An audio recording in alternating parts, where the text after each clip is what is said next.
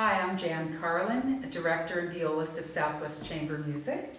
I'm Lorenz Gamma. I play violin in Southwest Chamber Music. And we're here today to preview our upcoming concert at Boston Court on Sunday, March 30th at 5 p.m., where we're going to continue wonderful cultural exchange activities that we've been doing for the past few years as part of Southwest Chamber Music's programming. As all of you know, in Southern California, we have the largest populations of many communities outside of their native countries, and two of those countries are Cambodia and Vietnam. So a few years ago, we undertook a cultural exchange project to take our ensemble to Southeast Asia last year, of which Lawrence was part of that. And we performed in Cambodia and at the Hanoi National Conservatory as the first American ensemble in residence in both of those countries since the Vietnam War. So what we're going to do this coming Sunday is we're going to bring the cultural exchange home, and we're going to do some pieces of composers that we met while we were in Southeast Asia and do U.S. premieres of those. And two of these composers we actually met in person during that trip that we took about a year and a half ago. It was. Yes. And we're very excited to premiere these works by one composer is Him Sopi and the other one is Phuc Linh.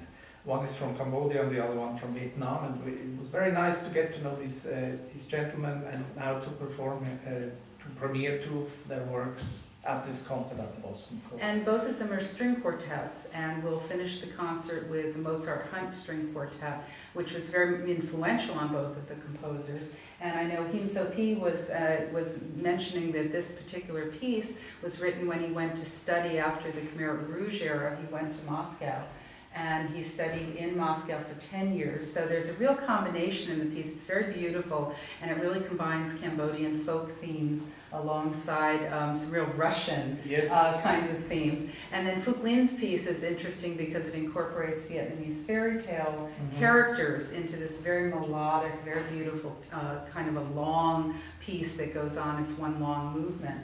So it's very interesting that they bring their own cultures into it and then interact with something like Mozart. Exactly. Speaking of own cultures, we just musing back a little bit on our trip to Southeast Asia. It was for me a great experience to work together with musicians and composers from Vietnam and Cambodia, and to play, for example, the Mendelssohn Octet for Americans, or I guess I don't really count as American quite yet, but anyway, for people from here, from the New World, and for people from that sort of old world. That was a special experience. And also performing works from American composers, Barber, the Adagio for Strings, which has its own sort of context with, of course, the Vietnam War, and with that famous film that it served as soundtrack for. And to perform this beautiful mixture of American composers and composers from there, and Mozart, and so we are sort of continuing this idea here at the Boston And it's Court. a very important continuation, as Lawrence said, to bring music of these composers back to our community, because none of these pieces have been heard here. So it's a great opportunity for audiences to come, experience not only the cultural exchange, but music that we haven't heard in our community. It's very beautiful music, and as I said, the Mozart influences both of these composers a great deal. So it's a great time to hear all of these pieces, and hopefully in the future we'll go back to visit our friends and then continue to bring more music home to our community that hasn't been heard before. So hope to see you at Boston Court on Sunday, March 30th. Thanks for tuning in.